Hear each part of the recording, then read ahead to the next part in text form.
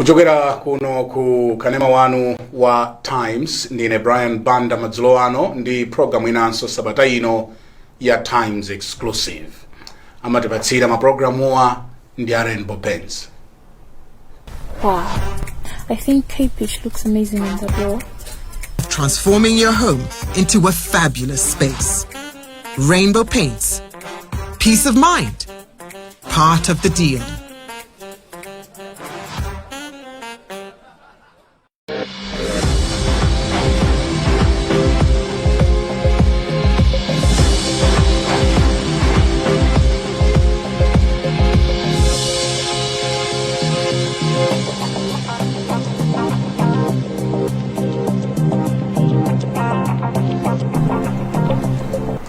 Mwenendo wanga mprogramu ya madzulo ano ndi olemekezeka engineer Newton Kambala amene ndi aspirant, presidential aspirant ku chipani cha UTM. Chipani cha UTM chikhala ndi convention yake pa 17 pano. Ndipo iwowa ndi mmodzi mwa anthu amene akapikisana kukhala mtsogoleri kumeneko. Tikulandireni kwambiri engineer Kambala, mwatilemekeza kwambiri. Ziko kwambiri Brian. Ziko. Kodi inuyo ndinu ndani kumudzi mkuti mwakula bwanji? Brian ine ndine Newton David Kambala kumudzi kwathu ndi kulilongwe. Okay. Koma agogo anga mena adabereka bambo anga anachokera kudowa kwa Kaembe. Kuli mudzi kumene kwa ukulu kwambiri ndi magazi ndi mudzi wakulu kwambiri ukambana midzi yonse Malawi. Okay. Umachedwa Kambala village. Ndi atachoka kumeneko anadzapeza mtsikana mbali ya Lilongwe koma sipatali kwambiri family ndi kansewo pamene kanadula trading center pa Nambumbu. Okay. Mtsikana ameneyo anagwirizana mpaka nakwalirana nkubereka bambo anga. Okay. Ndefe takula tikumati kwathu nkulilongwe. Okay. Koma titakula tinadziwa kuti bambo athu bambo awo anachokera kudowa kwa Kaembe. So mwamati mupita kumudzi. Mmanena kumudzi. Kudowa kapena kulilongwe. Mukafusa loti ukamapita kumudzi mupita kuti mundisokoneza chifukwa panopo ndikandipita kumudzi so ndangonena ndimapita kukasungu kumene nakapanga seto makolo athu tili ndi munda chakucha mama uko. Okay. Koma kumudzi kwathu ndi kulilongwe. Koma so makolo ali kukasungu. Makolo amakhala kukasungu. Okay. Kungoti panopo chifukwa choti matupi amba ufoka tumakhala nawo kwambiri mtawuni kulilongwe kuti tidzayang'ana mosavuta ku chipatala. Okay. So ndinu mchewa. Ine ndine mchewa 100%. Okay. Bambo anga ndi mayanga onse 100% achewa ndio ndineso 100% mchewa. Okay. Nditwa.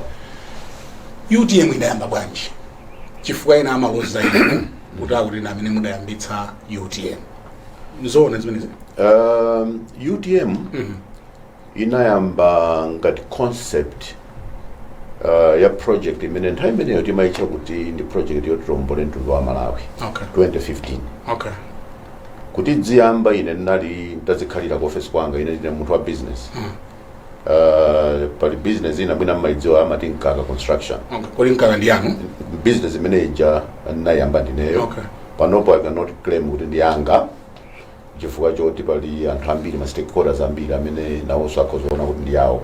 Okay. Business ikamakula imambo zichita detach kwa munthu amene anayambitsa. Okay. Koma tikayang'ana mapepala ndine mwini wake koma pala anthu ambiri amene ali ma stakeholders ndiye anthu anabwera kudzandipeza ku office kundiuza kuti ife ndife anthu andale anabwera anthu 5.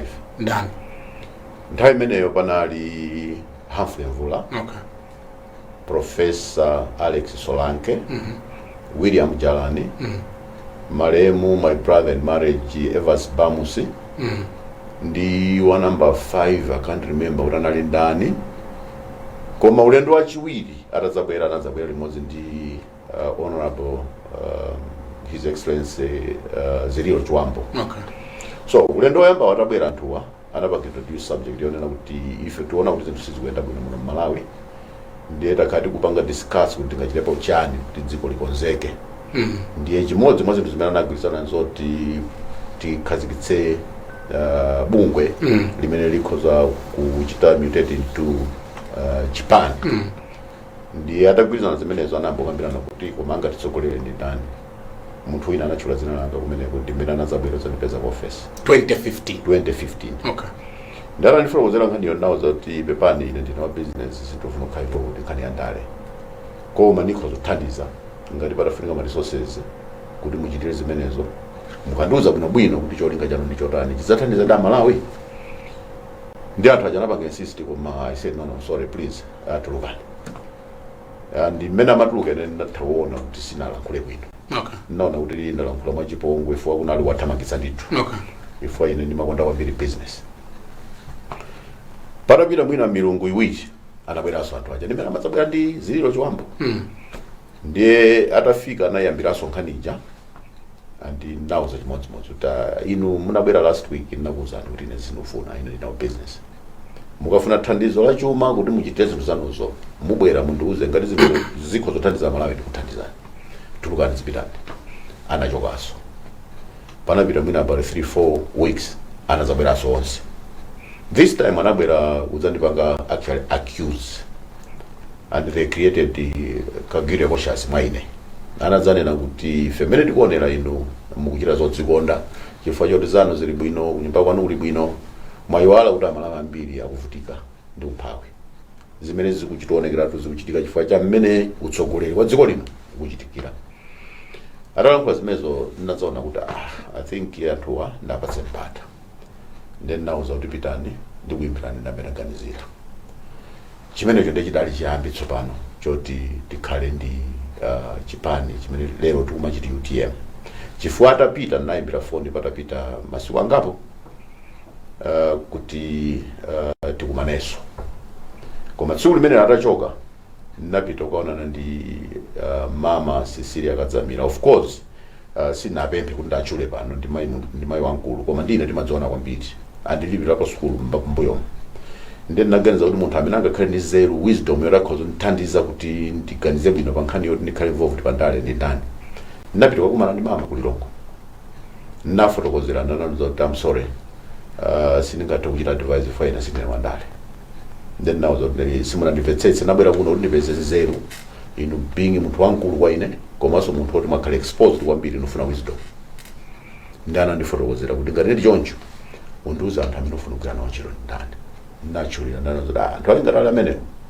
ndikupanga approve kuti kugwira nawo ntchito akhozobweresa maganizo abwino kuti mina Malawi apeze mpumulo utsogoloko uchokera pamenepo ndinapita ku area 9 ukakuba ndachakwera ukafotokozera kuti ndi agenda iyi andi nafotokozeraso kuti pano kuchokera kwa mama iwo anandifotokozera kuti mama anena kuti chani nawo sanena ineso kuganiza kuti mwina chitani zimenezo kuti kutsogolo kuti kozomagwira ntchito limodzi kuti tipititse patsogolo miyoyo ya Malawi ndacho kumeneko ndimene ndimazalankhula ndi anthu wati namba ukumana timakumana lachinayi lonse 10 o'clock nyumba kwanga kunyambato gulu jalinakula mpaka timapezeka kuti tukumana anthu 25 tazina 19 20 lachinayi lonse 10 o'clock timakumana mwachisisi mapepa atikalemba minutes sinimalola munthu atatuke nawo mpaka nafikira nthawi yonena kuti chinthu chita chikhazikitsa 2015 iyo kukapanga register mu 2016 tinapanga register ngati United Transformation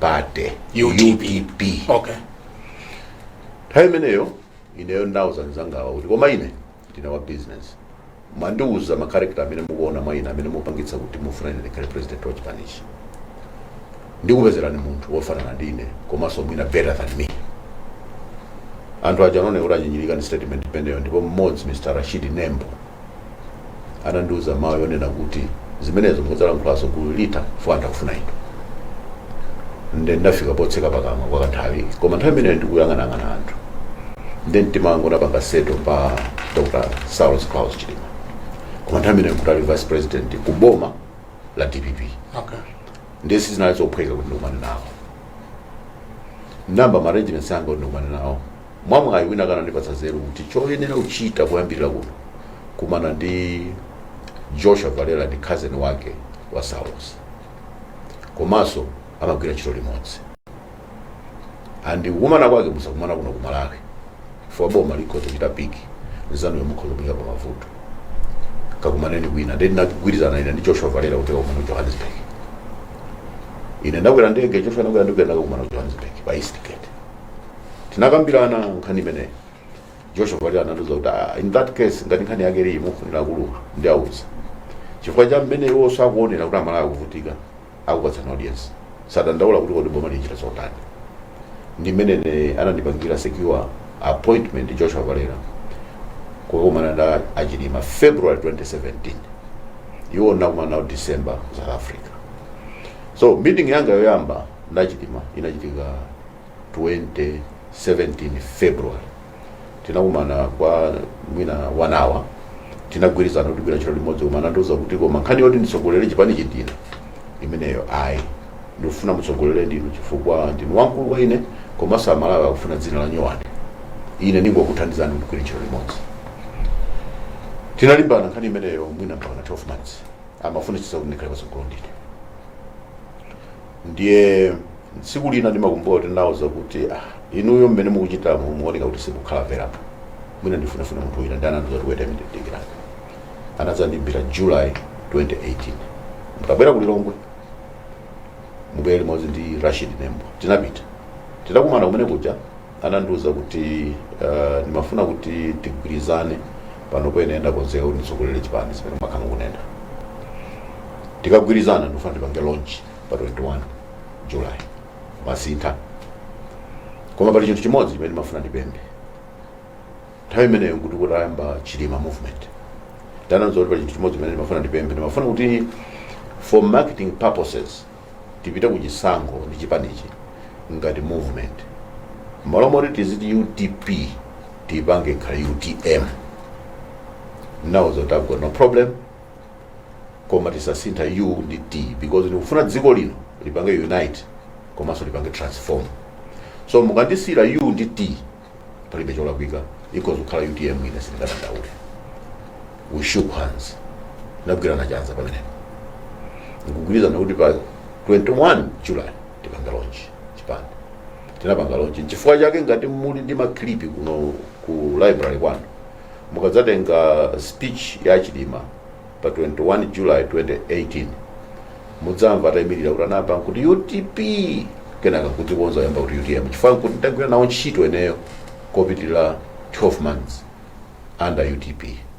Salu zoyambirira zinali ndi malemba ya UTP panali boti ndi munthu owedza somba. Timafuna tauze mtundu wa Malawi kuti anthu tizapatsa mbedza osati chakudya. Nthawi imeneyo timagwira ntchito limodzi ine Michael Usi ndi Dr. Chilima tinali anthu atatu. Michael Usi anabwera ndi philosophy imene amaita odi azake alibe mlandu imene timatidziuza anthu kuti anthu azilimbikira kupeza zinthu kuti asamanyoza anthu aziya zawo. Tinali anthu atatu. So mmene mabwera Chilima movement kuti anthu atatufe tikukambirana kale pansi kuti tipanga rescue a Malawi mwatundu wanji. Chiyambi cha UTM chinali choncho Achilima anandipempha kuti UTP tisinthe kale UTM.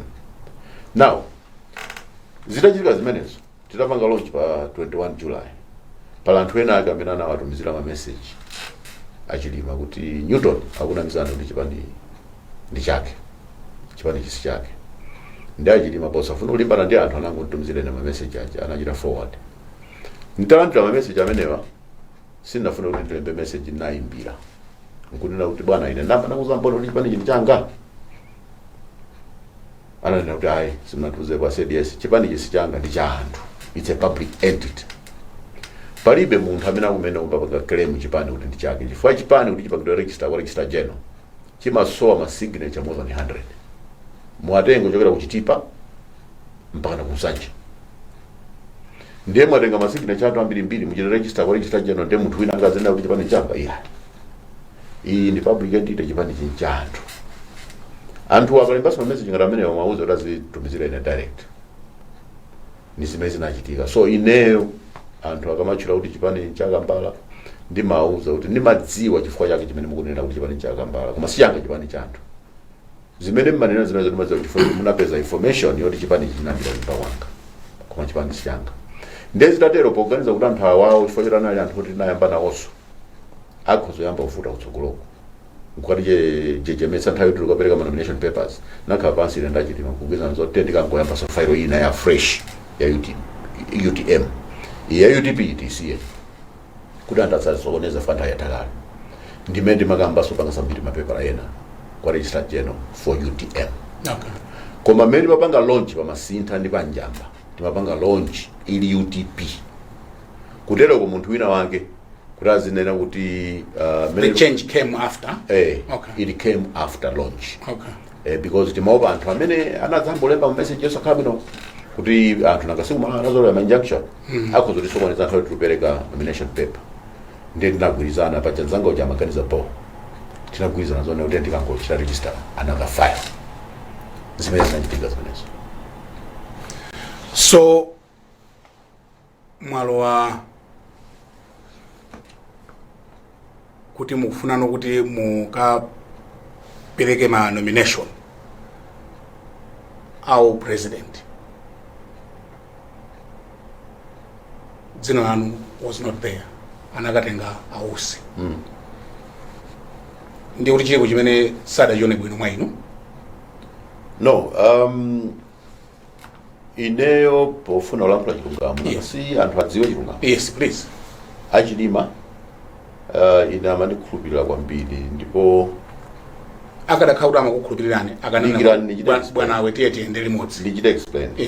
Achidima manikhulupirira kwambiri ndipo ndimamva kuti munthu amandipatsa ulemu. Ndimaona ndithu amandiuza kuti ine ndikabona mtakhala running mate ndito koma nauza kuti ine chifukwa cha moyo umene ndakula wochoka kunyumba ku business kunyumba ku business kuyambira ndili wang'ono ene business inamba 1989 ndili zaka 27 kuti anthu amabwera ku Planta Sports Club sinimadziwa chifukwa choti business yo mandipatsa tsogolo loti ndimachitoonera kuti munthu anapanga chuma.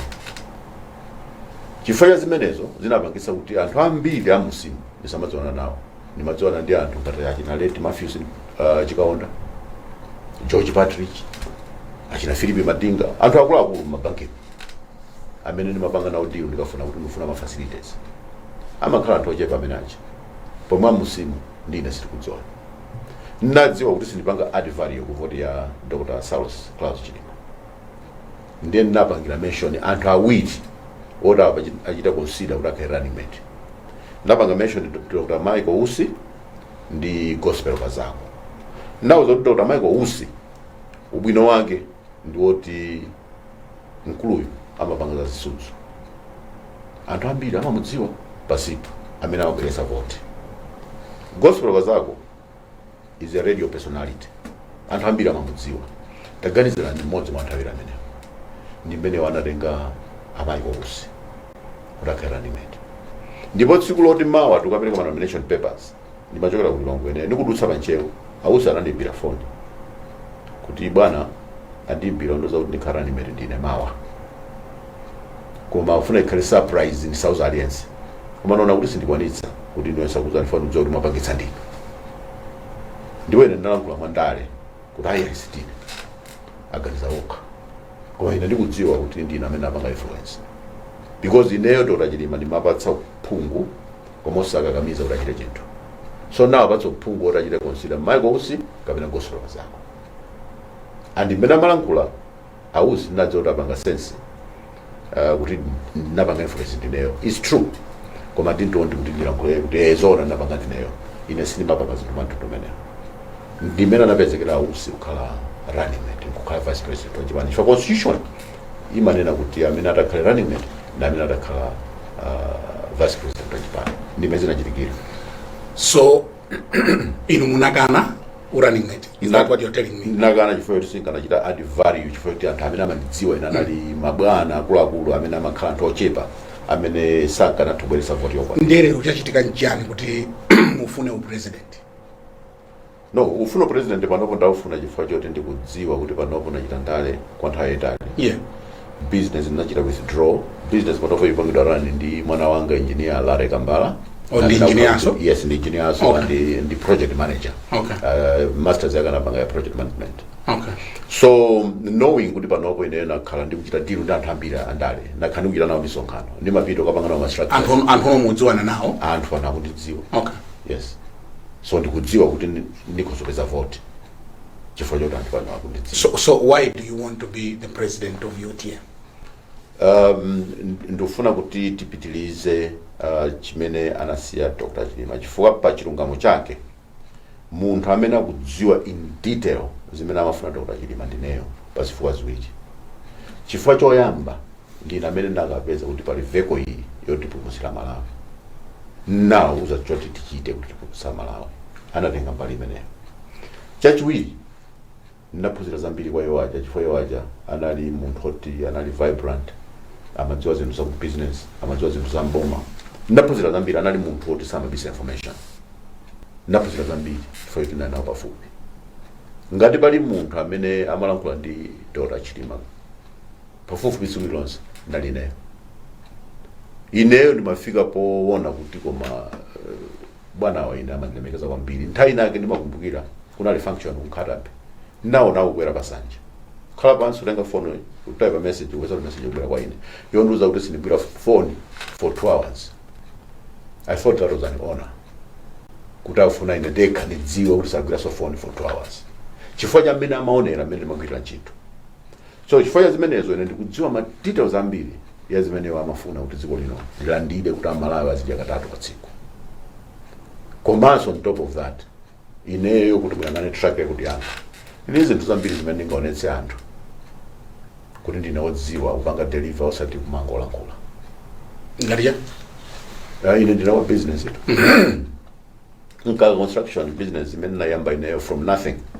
Ni business yayikulu yoti panali nthawi imene imalemba ntchito anthu osachepera 1000 pa nthawi imodzi kuno ku Malawi. Nkumalemba anthu ena 450 ku Zambia. Mwa amenewo anthu 100 ochoka nawo kuno kweneyo chifukwa ndikufuna kuti nawo sakapeza ndalama zochulukapo. Masalari ku Zambia ndio okula. Timakhoza kutenga anthu ena 10 kugwira ntchito ku Zimbabwe kumene ndikulemba ntchito anthu ena mwina 50. Business yake nka construction. Ineyo ndapanga zambiri Malawi muno zoti zachira add value ku economy hiyo. Kuli ma companies yoti anayamba business chifukwa cha ine or successful. Na mwayo woti anali ananga ndaphunzitsa ku university. Nimaphunzitsa ku university. Amabwera nthawi holiday zagwira ntchito kunkaka pa attachment. Kumaliza ntchito zimenezo nkubwera zagwira ntchito ya full time. Chifukwa choti sindimabisira information. Waphunzitsa nkumauza zimene akhozopanga atafuna kuchita business. Panopa kuchita ma business are very successful. Kutegwe neyo uchoka pano. Utuluka muno kuti ndifuna ndalama. Ndimakhozo imba kwanzanga amene utiwe ndimafuna 10 million kwacha andipatsa. Ndiyo abwezera mina 2 weeks. Nthawi zina ndikamabweza ayi ndibafuna tingokuthandizani sala. Ndimanyadira kuti ndapanga add value ku economy imene anthu ena amene ndikupikisana nawo sangaloze kuti apanga zotani. Kuli ma business akulu yosachepera 10 amene ine ndikuwadziwa anthu anayamba ena mwayiwo panopa kuchita bwinonso pambana ngati construction. Nimaona kuti ndi zinthu zonyadisa. Ineyo ndine mentor wonyadira amene napanga mentor anthu ambiri amene ali successful in business. Ndipo ndi chikhumbo changa choti kutsogoloko ndikakhala ndi authority muno Malawi ndiyambe kusintha miyoyo ya anthu powathandiza ndi information imene ikhoza kuchita establish ma business ya anthu ambiri amene angamalembe ntchito anthu. You had recommended Michael Usi kuti akhale running mate. Panopa Michael Usi amaoneka kuti akufuna mpando. Why didn't you support him? 2 weeks ago, if amene ndimapanga mobilize my resources kuti pangira convention imene kubwera ya UTM. Yeah. Tinali meeting ndi bwanawa anatitanitsa. Titamaliza meeting hiyo anauza anzanga kuti achoke afuna lankhule ndine privately. Ndiye nkhani imene anandiuza inalionera kuti ine ndilandira mafuna ambiri amene akufunsa anthu kuti bwanji osakambirana Kambala kuti mugwire ntchito limodzi popita convention. Ausiwo kuuza neyo. Okay. Ndene ndinauza kuti ineyo ndoyima because of an inconvenience imene munipanga inuyo. Mukanakhala kuti inuyo munapanga line ndi anthu a UTM. Mupanga zimene a UTM akufuna. Panebe chifukwa choti ndime ila contest pa president inu mudziwa bwino. Kwadra naza kutenga nakakutenga nditide kuti mujoine gulu limene. ISKC nakapempha ndinali ku DBP kuti abwere tichigwire ntchito iyo. Lero ISKC palibe. Nikanachita support ndiyo mukhale president wa UTM. Koma unfortunately anthu UTM sakufuna. Munauza pamaso. Munauza pamaso kunyumba kwa. Ausi ali abakozovomera. Kwa basi. Kwambiri. And you munauza kuti anthu sakukufuna. Anthu sakukufunani. Ndi anatsutsa of course pamenepo. Koma zoti nanena sangatsutse. Okay. Koma anatsutsa kuti ine sizoona kuti anthu sakundifuna. Anthu akundifuna. And okay, jabwino ngati mukhulupirira kuti anthu akufuna it's fine. kwanu kuza ndi chilungamo pa ground anthu sakufunani anthu sakufunani ko si chifukwa cha inuyo ngati munthu koma chifukwa choti inuyo simupanga za iwo mudaka kuti mabwero panga nawo align anthu akufunani zithandiza kuti ineyo ndikupanga ni support mukhale president ndekuti inconvenience uchita align ndi anthu a UTM a UTM akufuna chani anthu a UTM akufuna chimene ausisambo pasakupanga mwina mmamva kuti UTM inatuluka mu alliance yes yes koma amaiko onse amalankhula kuti ali mu alliance ngati UTM pamene pakhota njira nyali pamene okay anthu ku UTM sakufuna kukamba za MCP sakufuna kukamba za MCP sakufuna ngakhale pamwe ndiye mtsogoleri akunena kuti ateni konko anthu zimenezo akufuna nazo okay ineyo nabe pakuti tapangana line ndi chipani chanu chifukwa ukoso anthu akhoza kulemekezani mutakhala kuti anthu akutsatani koma anthu akamakunyozani kuno osakufunani zipangitsa kuti anthu adzikutolani ku MCP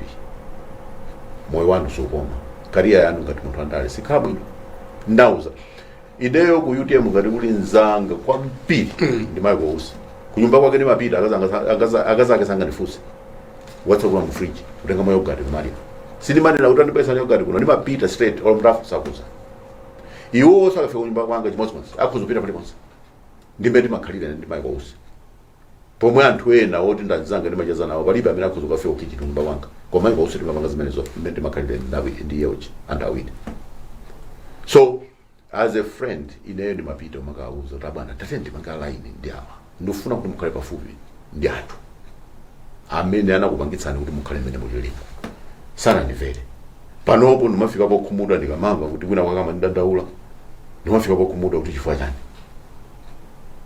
time ena mapanga chair meeting ya NEC posedwa analankhula kuti pali wina wake aspirant pano wa presidential kale ndimapita kunyumba kwake mumasomo pano sindingapite iyeyo sadabwera kwathu ife ndikhoza kukhala nchika iko kuti wabwereranji ndimadza kuti amapanga ndifa kwa ine koma sinafuse kuti muliranji zimene pagulu for me I thought that's being childish but the truth of the matter is ngati muli nzanga kwambiri mu UTM ndiyo so pangana ndiye akuti sayima chifukwa chonena kuti simukutsatira constitution imeneyo ndiyiti inenda ndabwanazo ntaziva nangowerenga pa social media poyamba ndimaona ngati anthu akulemba propaganda okay koma ntafufuza bwinobwino ndaona kuti ndizoona kuti analankhula bwina kwake ngakhale kuti sinapanga mafimu kuti analankhulira kuti chimene chimandidabwitsa kuti ndizidabo kuti alankhuliranje chifukwa choti meeting imene tinapanga sit about a week or two ago ya NEC anapanga chiyandiwo ma issues amene anapanga raise mukalata ina yake before this meeting tinapanga clear tonse and amakhala patsogolo ndiwo kuti achimeneyo fine let's go ahead so he didn't have any problem and it was him amene ananena kuti our police secretary lankhula ndi media Malawi adziwe kuti convention ichitika pa 17 zonse zimene timasiyana zija pano tagwirizana munachita clear mafizi ine ndimanyinyirika kwa pano tagwirizana nanu mupita ku media mupangirie ndipo ife ngati ma members yawo tinapempha kuti bwanji pa press conference imene inuyonso mukhalepo kuti anthu adziwe kuti pano patagwirizana ndanena kuti yayi ndothamangira meeting ku State House and it's true I'm State House ku meeting koma akanakhala kusapita ku meeting ku State House akanakhala nawo pa press so zinandidabwitsa ntaona zimenezo kuti zilembera zotero because issue yonena kuti tupanga flout constitution inayamba titangoyamba kukambirana zoti tichite convention nsanga ineyo nikafuna October anthu ambiriso angafuna October kuti tichite nsanga tikhaninso kuleti ambopita patsogolo ndeti ndadzamva kuti iwowo ndikagulukawo anthu angapo amafunafuna convention itachitika chaka chamawa ndipo watsutsa kuti chaka chamawa is too late anatenga constitution nguronesa clause ina yake kuti clause iyi unena kuti convention ikuyenera kuchitika at least 6 months before general election this tikachita chaka chino tikuyenera kuchita somewhere March. Then I said no at least 6 months sikutanthauza kuti sitingapange 12 months before generation because of angle 2 years before general election because it's saying at least koma sitingapanga sitikuyenera kupanga 5 months before general election ndoti titsutsana ndi constitution so atapanga understand zimenezo anapita asuma kangana mu constitution mucha kuti apeze zinthu zina zotayimisirebe convention ineyo bwana Banda ndine munthu ona kanthawi tali ndikuyang'ana ma documents business imene ndakhani kupanga imene ndikuna kuti pana kupanga ndi mwana wanga imadalira kwambiri documentation ma contracts. Munthu amakhoza kupanga submit bid yoti anakhala careful poipanga prepare, it will never be 100% responsive. Imakhala kuti pena pake palikana kake. Koma ngati amene apanga evaluation iyo afunitsitsa kuti munthu wina ampange disqualify amapeza kena kake. Olo kuti unangoyiwala pena pake ika kadontho pamapapa ayi imakhala kale. Koma kakhala kuti munthu amene akuyang'anayo ali cholinga choti tizipita mtsogolo zimene zosangaziona. So awawo akhala kuyang'ana zinthu zoti zilephereze convention pa 17 chifukwa amafuna kuti convention ichitike mawa. Okay. Koma zoti pali ma issues ineyo panopo kuti mundifunse kuti chimene chinachitika choti panga flout constitution ndijani, I was scratching my head kuti ndiganizire. Tichite break pang'ono tibweranso ndino posachedwapa. Ngati mwango tipeza kumene mukuonera ndi program ya Times Exclusive pano pa kanema wa Times. Ndili ndi the Honorable Engineer Newton David Kambala amene ndi aspirant ku presidential level ku chipani cha UTM. Akutipatsira programu hii ndi Rainbow Paints.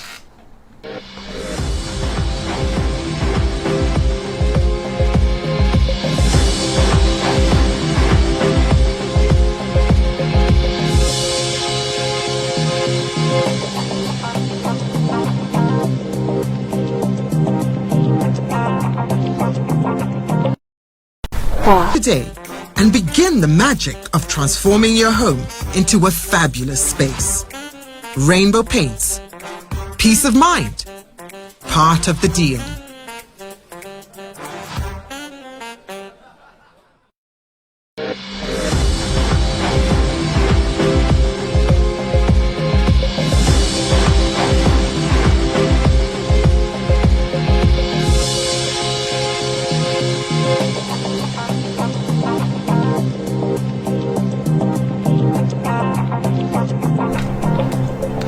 In the program ya Times Exclusive tili ndi Engineer Kambala ndikupera kuti mukundikondabe. Ikwambiri akwambiri ine mukhoza uchita mene mukafunire pano simona ta kunga chipakera chimene mapanga tikama chita slogan UTM mosa tumenyera zimene zoya. So ausi akadakhala kuti adali ndi wanthu. That's what I want to get you very clear. Mukana supporter. Koma sopano chichawa chake zakhaura adali ndi anthu koma anapanga line. Okay, a line, yes. Yeah. Koma sana panga line ndi anthu au UTM akana kuonda kuti azichita zimene akufuna anthu au UTM chifukwa chipani cha UTM panopo amene ali in charge ndeni yake chichokere so ngako okay. Yeah. Zimene akufuna ife ngaratsogoleri kwene uzipanga analyze nkulankhula nawo akatipanga convince kuti zimene zoyenochita tichite comply. You are also being accused kwa anthu ena kuti mukhala ngati kuti muchingira kuti ena asapange nawo za upresidentis. Speech yanu ya ku Masintha mayi makuti amene anayankhulira inu muli pompo simunachite reprimand kuti amayi musamankhule chonchi mufuna kuti mukhale nokha mchipanimo. No, it's unfortunate ndiyambeni nkhani ya ku Masinthayo. Yes. Nkhani ya ku Masintha ine ndalankhula kani ngati chininga koma toze parable. Munatiyani. Ineyo ndanena kuti tichenjere ifa UTM. Kunja kuno simungati munthu wadwala thapsha miyezi ambirimbiri azibale yako samabero zamuona. Yeah. Munthu chankumwalira tsiku lina lomaliralo madzulo munthu akuvumbuluka ubwero zakupezani kumata ine ndine chimwene wawa koma ndali South Africa ndiye ndofuna kuti thandizire za maliro kumaso tionerane pa mudziwe kuti munthu amene afuna kulanda ndi katundu zimene nalankhule ndi kumene kucha. Okay. Manena ndani? No, ine zimene ndi manena anthu kuti takhala nawo nthawi itali mchipanimo. Okay. Koma samaoneka.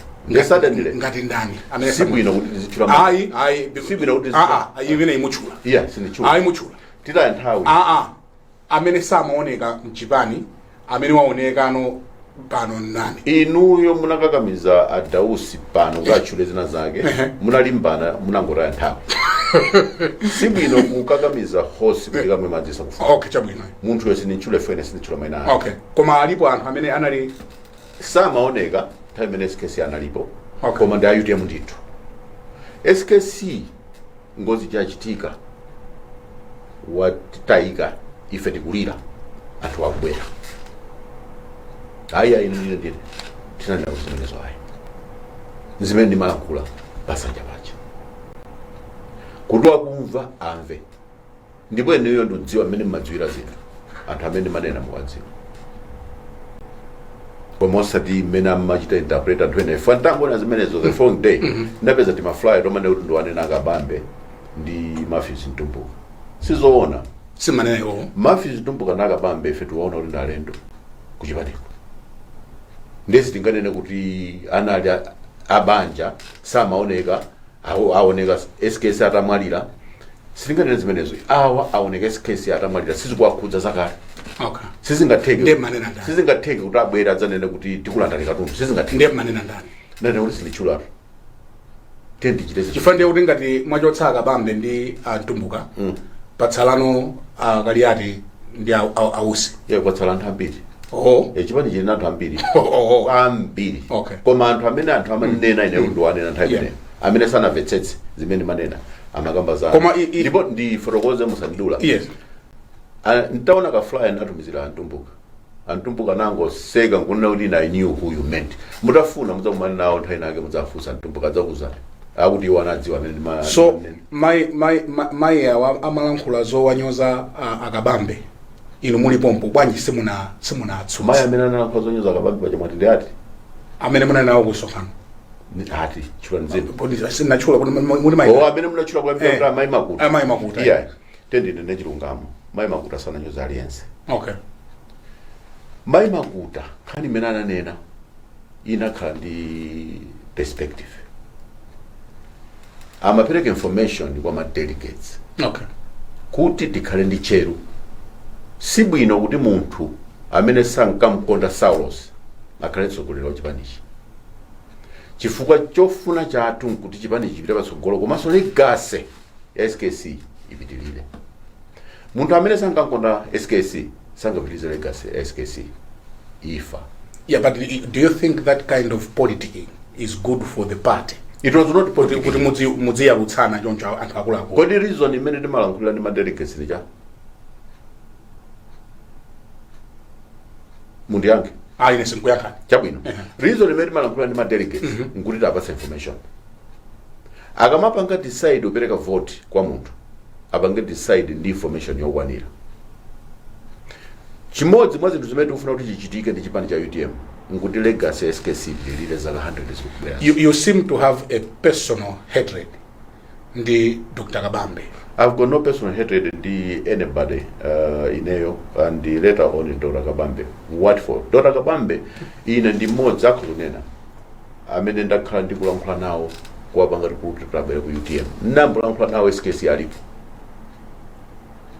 ningalankhula ndi munthu hotela chifukwa chani woti ndikumuda Dr. Kabambe ninaita napo ku office kwanga asanambeso kamba zone kuti afuna imire ku president atangochita announce kuti akubwera abwera kuchera mu UTM naita na ku office chifukwa zimene ndimanga ali chimene nauza ku office kwanga ndichonena kuti mmene mupangira zinthu zanu zooneka ngati kuti mwangobwera chifukwa cha president kuno zimangisa kuti anthu akupangira resent kuno you are a very high value catch wa chipanichi now anthu akupangira resent chipani chiruza inu muluza inu mmene ubwera kuno kuonesa mtima woti mufuna upanga drive agenda ya UTM mufuna upanga promote kuti tipitilize legacy ya SKC so anthu amene mwapeza kuno adziona kuti lero ndi skill yankulu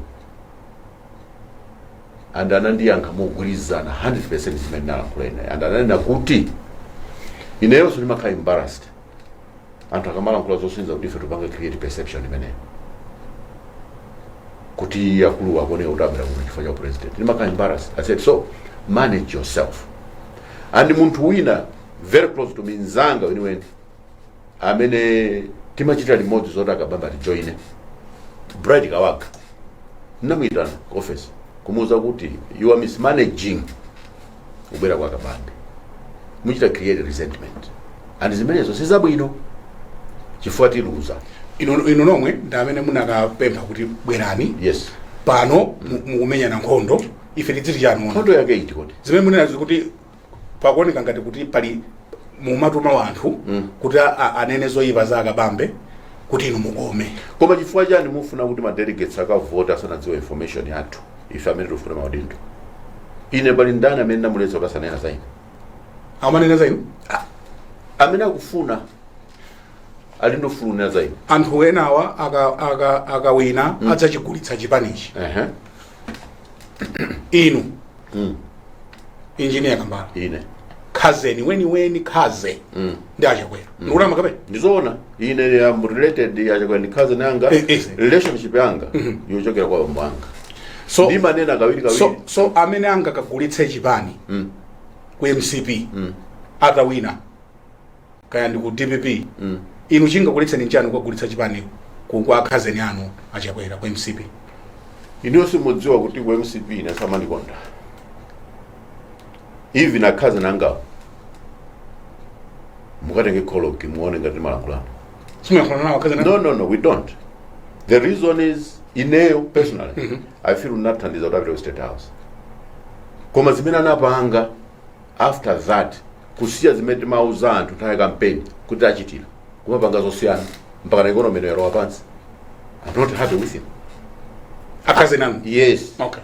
Because simungakane bantu ndabale anga same blood achakwera ndabale anu actually my details ya bale wa ine ndiwo anandoza ndiwo because ine sinakhalitsa kumudzi iwo amadziwa rather banja lathu titakumana koyamba iwo namene anandifunsa ulodi wa Kambala ndi ati nditauza anandoza do you know we are related now that madala ndiuza last month wasina present hayo ndafunsa kuti chibale chathu njodani anandoza ma details ndiwo ndikhaze nyange ni ndiye mwati simu yankhulana nawo akazi sama sitimalankhulana chichitikire nkhaniyo mmadza kuti ndamangidwa eti ndali minister ku energy ndamangidwa pa 9 August 2021 sana ndilankhule mpaka na nthawi imene ndimaluza mwana wanga my daughter in law chaka chino mpamene anazandipiro pepesa maliro 2.5 years ano sana lankhulepo ndi bambo wanga ankolo wako mpaka na bambo wanga anachita stroke chifukwa ndi mafunso kuti kodi anthuwa tinalakwira chani kumudzi kuti ammange mwana wanga khana akandikuyendetsa ku court mudzi wa chaka chino ndi cha 4 ndakali ku court khani sikudziwa kumene kulowera koma zoti ndinganene kuti iwa nachita participate kondimanga zimene ndinganene koma ndikudziwa ineyo kuti he doesn't like me and the reason imene mwina sandikondera nchifukwa yoti magachiro ndi saulos sindudziwa. I'm just trying to be honest. Yeah. So kuti munene kuti ine ndikhozo tenga chipano pita ulowera kumeneko koti ndidziwa kuti sama ndifunako nikatani nacho chipano kumeneko ndemati munasemphana pa ma promises a campaign zimene tinauza Malawi si zimene zochitika mano ndipo SKC kungonanga simutoti pano sanga yange namuza more than 4 times kuti ndifuna kusiya ntchito ndili minister. Chifukwa chani mufuna kusiya ntchito ndimamuza kuti zimene tuchita zosiyana zimene timauza anthu and tsiku lomaliza kumuza zimenezo ni tsiku limene ndimachokera ku State House 30 days before my arrest. We had a meeting there a president achikhosi nde kuti panthu atatufe tikudziwa zimene mwakambirana kumene kuphatikiza pa Mulungu ndapanga resist zimene amanuza kuti tipange zoti ndimona kuti zosemphana ni zimene timafuna tachitira Malawi. Ntachoka mu State House ndinamuimbira SKC kuti nothing to enosiya ntchito.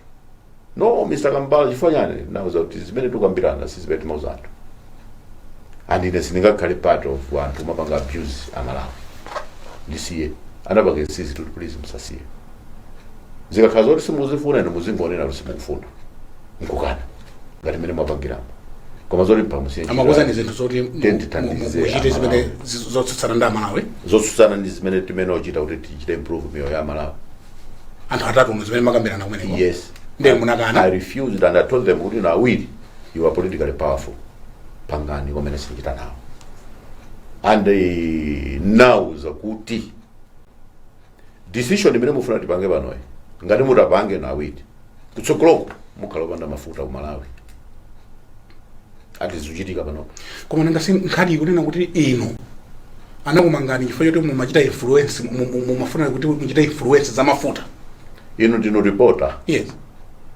mukhozokwanitsa wauza anthu pa TV pano kuti charge ya ine imene ndili ku court njani imene tinamvato ndi imene yoyo kuti you wanted to influence upanga influence yani muzidziwa ndini anakuza akuimba kuti mlandu otani kuti kapena mwina tingoisiya kaye nkhani imene tingomaliza pamwepa ili ku court tingomaliza pamwepa attempting to influence a public officer to abuse office. So ku State House munaganira chiyani Singanene okay charge koma nauza kuti zimene mufuna kuti zichitikeze kusokola kumukhala opanda mafuta because fear of business is a cartel. Anthu amene mufuna mwapase ma contract iwo alibe capacity sa Malawi ndi odula anthu kusokola kumuzauza kuti munapasa chifukwa chani contract pali anthu ochipa kuti ndi capacity. As I'm talking today, mukona kuti mumafiniseje mwapezeka mafuta awo makatenga kwa anthu amene ndi malozerene kuti anthu awo ndi oyenera fali capacity. Anthu amene awapasa ma contract akukanika faya mafuna ambere chile ine ngati minister naliso advisor ndimene magwira ntchito then makauza chilungamo zinthu zimene zingathandiza Malawi zimene zingapange add value pawiriyo palipo amene anandiuza chifukwa chimene amafuna kuperekera ma contract kwa anthu opanda capacity. Akana kauda anthu anala Malawi ngati mwina afuna kupanga develop capacity ya Malawi. They were not Malawian. Anali odula anali capacity muwapasira contract. And unfortunately it was cleared by SB. And people think and I mean I'm going to SB they were angels. They are not. They are not. They are not. I was trying to protect Malawians. And Malawi gonna count amafuna dziko lino liyende bwino. Amene opita is public information kunokima. Even kumera. Tufuna tuone list ya ma contractors amene anapanga bid. Tuone mitengo yao. Makapasiti yao ndiyo rana tu. Chabwino ngati Kambala amafuna nthawi amene mukunenawo. For whose benefit? Anthu sana chile zimene zanangosiya wa Kambala naba umakhulupirira. Ino simuntu wakuba namba ndale kuti ndithandizire kupanga fight corruption. Namba ndale kuti ndithandizire kuti ndipanga fight. Anthu amene manena kuti awa ndi amene akhoza kuti thandiza sada kuchita ni influence in any way. Timanga na capacity yao ndi ma documents. Okay.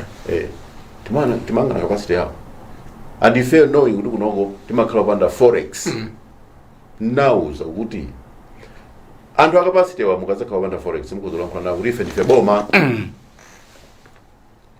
tipaseni mafuta zakulipirani akupatsani koma opanda kapasite wa mukazangokhala opanda forex yosazemira pompo falibe chuma zimene nkalankhula tine zimenezi ndiye anthu akakhala powerful akhozochita chilichonse ndamangidwa mwina 30 days after meeting imeneyo ndiye pano kuti nkhani ili kukhoti singakambe zoyenda bwanji kanjani koma ndangokuwuzani zimene zinachitika. So element because zina zimene zikumakambidwa nkunena kuti enawa mukumachita accuse kunena kuti atawina akagulitsa chipani inu simungagulitse chipani. Ine as a person yeah sinanenepo zonena kuti muna mumatuma wanthu kapena anthu akunena choncho ine sindine character youza anthu kuti kalankhuleni ndimalankhula ndekha mai makuta simunatuma mukhoza wafusa and I didn't even know kuti kuli nkhani imeneyo fene sinakhale kwa DPP ndakaimvera pamfa cha msonkhano and ndinamaliza msonkhano cha nafuza kuti nkhani manena ndiyo tinachitikadi kapena kupanga propaganda nazo tinachitika ndipo ndi nkhani zambiri and ananuza nkhani zambirizo and it reflects relationship ya iwowo the SKC. So I'm a information what my delegates I mean about cast vote. And in there as a person, I don't see anything wrong. So inu fusolanga lokunena kuti nkhawa imene anthu ali nayo kuti mukhoza kachigulitsanso chipanichi ku MCP. Ndakuza ne kuti imene wani ndizosatheka because in there I've got no room ku MCP one. Two IMCP sakupanga zimene ndingakonde kuti apangira Malawi. So I cannot align with them. ngani yona anthu enawo akagulitsa mutati mukumana ndi anthu amene akhanda kumana nawo eneyo amene amalankhula zonena kuti akabambe akakhala president ku UTM achitenga chipani apita nacho ku DPP chifukwa choti nabale yawo amutalika. I've said that is not true. I don't believe that because anthu aku DPP nanenso ndimalankhula nawo. Okay. And ineyo kuti anthu aziti I hate Dr. Kabambe, it's wrong also. If anything, anthu aku DPP amene malankhula nawo they hate Kabambe. I don't see him as a president of UTM kutanga president chipani ku DPP. That's a lie. It's a myth. Mutakhala kuti mukapita ku convention nkupezeka kuti it's only one person amene akuyenera kukhala president. Osatopezeka kuti ndimene zitakhalire. Ndimene zitakhalire. President wake ndine. Okay, mutakhala kuti mwaluza. Zikhozochitika? Chabwino, pitirizani. Mutakhala kuti mwaluza. Mudzathandiza owinayo bwinobwino. 2018. Yes. Kunaliso convention ya UTM. Napanga bid pa position ya treasurer general. Mopemphedwa ndi SKC ankafunisa kunika treasurer general. Ndakaluza. Munakaluza? Yes. Nagwira ntchito opanda udindo kufikira lero. Anthu ena kumaganiza kuti mwina amseka ndi pa UTM. Koma nalibe udindo. Ine ndine team player. Okay. Nikafuna kuti institution yende bwino sinidikira kunika udindo. Ndimagwira ntchito bwino. Chimene chingandilepheretsa apapo ntakhala kuti in a very unlikely event kuti ndaluza ndipitiliza kuthandiza UTM ndi chani. Koma amene atakhala president yo akakhala kuti afunaso chipani ichi achitengere kuti Malawi sagwirizana nazo ndikuti ineso sitigwirizana because tofuna chipani ichi chipitilira Malawi koma osati munthu wina wake kapena kagulu kanthu ena ake ayi akamapanga zimene anthu a UTM a Malawi angakondwere nazo zimene akupanga mtsogoleri ndine tizagwira ntchito imodzi. A UTM aufuna mtsogoleri adzita apange zimene akufuna iwowo. Ziti, which can you list them down briefly? Uplift chipani chikuti chikule. Okay. Osapanga endorse zinthu zimene zikuzuza Malawi kuno. Okay. By joining alliance imene sikupindula Malawi. Okay. Zimene zisakufuna chifukwa kuva ulu. MCP sakufuna kuva MCP. Amalawi akuva ulu. Amalawi akuva ulu. And sinkhani yongofuna nena kudetsa anthu ena ake. MCP sinapange zimene magwirizana. Anthu akuvutika ineyo ndakwanisa zaka 62. Sinamve kuti anthu amachitedze. Tava pano. And that must stop. And njira imene ngathandize kuti zimenezo zilekeke ndinkhani imeneyo. Ndipo panopo ndifunitsitsa kuti tikangotha convention tiyende tiyambuwauza anthu ma registration asanati kuti anthu ambiri apange register. Kukhala president wa chipani monga mene analili Malemu SKC mafuna kukhala ndithu mzako munthu womasukanso pa nkhani ya makobidi mudzakwanitsa imwe? Pa chilungamo chake ine anthu amaganiza kuti ndi nzanga. Anthu amaganiza choncho. Ndipo kuli ma messages amene anthu akumalemba kunidandaula ineyo kuti ndikuoneka kuti ine ndi chuma chambiri kusiyana ndi anzanga amene upanga nawo compete. Koma anzanga awapereka ndalama ugawa ndalama amene sindikugawa. Chifukwa ine sindimakhulupirira opposite anthu. Ine ndimafuna kuti anthu osati kuumira. Ayi. Osati kuumira. Sindina woumira inu. Fa alipo soyena olemera koma woumira. Ine sindina woumira. Okay. Ndikanakhaumira sibwezi nomapanga fund chipanichi. Kwachitika misonkhano kuli wina pamasintha wina ku Katoto kunzuzu. Ndapanga fund about 60% of each of those lares. Umira kuli pande. Okay. Anthu anali busy umakagula ma delegates. Ndipo ndimakumbukira ndafusapo kuti kodi simufuna tipanga ujeni promote strengthen chipani mukuthamangira ma delegates. Mufuna kudzakhala tsogolera chipani choti chikufa. ineyo ndimapanga fund zinthu zimene zimapanga strengthen chipani osatutamangira ukapereka ndalama kwa madelegates ndimene ndili ineyo ndipo ine sindimafuna madelegates kuti zapusitse ndimafuna kuti madelegates nizauza upangiri umene ukhoza wapangitsa kuti apeze chuma adzagule galimoto okha osati umauza kuti ine kakhantsogolera ndzagula ndi galimoto not me ine ndimauza anthu zoyina uchita kuti adzapeze chuma choti anthu sadzanyoza nacho pachandanena pano kuti nzanga ndola mai kusi anabwera ndi philosophy yotoja zake alibe mlandu ndi mmeneso ine ndimaganizira nchifukwa chake mmene timayamba salu yoyambirira imene analipira Dr. Chilima ya UTP inali ndi boti ndi mbedza ineyo even anthu amene anagwira kuntchito kunka construction pani ma business akuluakulu ndi zimene zimandikomera kutsogolo tikupitako anthu amene ali atsogolera achipani most of them madelegates ndikufuna ndathandiza upangiri kuti akhale ndi chuma kuti thandizano yendesa chipanichi fani kakhala ndi chuma ine ndekha chipani chizilemera kuyendetsa ena gulu lina la anthu amene sinofuna upanga target kuti ndi athandizira akhale ndi chuma mafumu kulibe fumu kunoko imene ndi business olozeka kumaso kwa anthu koma pitani pa Zambia pompa mati olemera magulu chairman olemera chifukwa chatsogolera ndale amene amadziwa kuti anthu ena different levels akalinso ndi chuma kuti athandizire kuti chuma chipange trickle down pansi zimene ziyambira kutsogoloko anthu amene atsogolera ndale nawonso azikhala kuti akalankhula anthu adzamvera fali mchuma chimene ndingakonera kuti tipange Malawi. Unfortunately nthawi yatithera mafuna muda titatha kuyambirana zonse madzulo ano pali ma delegates amene akutimvera madzulo ano pala Malawi amene akutimvera madzulo ano mawu anu omaliza ndi otani? Brian zangovuta kuti ntayati koma ine ndalizonena zambiri koma mundilole kuti mmene mwandipasa mwayo ndikhozolankhula ngati zimenezo ndingolankhulako zinthu zochepa.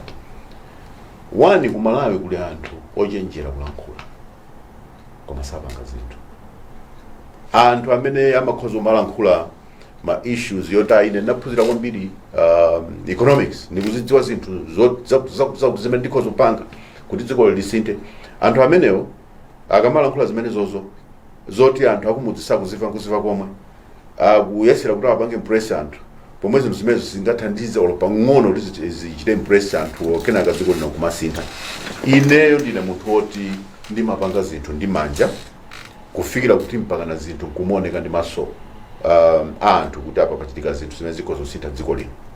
Ndakuza ndi track record yanga ya business, ndakuza nimene ndasinthira anthu kuno ku Malawi kuti akhalenso ndi ma business zimene ndingakonde kuti anthu ambiri zachitikire kuno ku Malawi. On top of that ineyo ndimakumbuka kuti nthawi inake ndinalankhula ndi nthawi imeneyo state president Professor Peter Mutharika nkhani ya mmene kulili vuto kuno ku Malawi la ma policies yakendesero kachuma. Nthawi imeneyo anandipanga accuse kuti kodi mmadziwa kuti ino anthu a business amene musoneza economy ino ndenafunsa kuti chifukwa chani your excellency. So he said kuti mmafuna ndalama zanu zizikhala kunja nawo zati yeah, problem si fair business, problem ndi ma policy ya boma ku Reserve Bank. Napasa example yanga nthawi imeneyo ndali ndi $1.4 million ku Zambia imene ndinkanakonda ine kuti ikhale kuno ku Malawi. Ndalankhula nawo kuwauza why that money inali ku Zambia anandoza kuti ndamva and ananena kuti ndamva mwina 3 times in 1 minute and within 3 months napeza kuchitika ma changes ku Reserve Bank amene anali ma changes amene anakomera anthu a business zimene zimathandizira kuti anthu a business yo akhale confidence yosunga ndalama kuno. Ine ndine munthu woti practically ndapanga deliver ma presentations kwa ma professional bodies ngati ICAM, insurance, engineers institution and many other organizations za professional kumene ineyo I'm not a professional koma chifukwa anthu amadziwa kuti ndimadziwa bwino zoyena uchita kuti dziko lidzisintha chifukwa amandipempha kuti ndikalankhule nawo. Ndiye pozindikira kuti ndine munthu oti ndimapanga zimenezo ndimafuna ndipemphe kuti anthu tisiye pachizungu zimene amati rhetoric tiyambe kupanga zinthu zoti anthu akuzidziwa. Ine zinthu zambiri ndikuzidziwa ifo ndinakhandi kugwira ntchito ndi manja anga zimene ndingakonde kuti Malawi adziwe. Zikomwambiri ndikufuna ndikuyamikeni kwambiri engineer Kambala titakuyitanani kuti mubwere mwatilemekeza kwambiri. Zikomwambiri and we wish you well. Zikomwambiri Brian. Tathokoza kwambiri. Zikomwambiri Brian. Pamene panso ndiye pamapeto a programu yathu madzulo ano ya Times Exclusive. Mprogramu iyi ndinali ndi olemekezeka engineer Newton David Kambala, a presidential aspirant ku UTM convention. Ndine Brian Banda, malomwa ife tonse kuno ku Times headquarters ku Blantyre. Kukuyamikani pokhala nafe, and goodbye.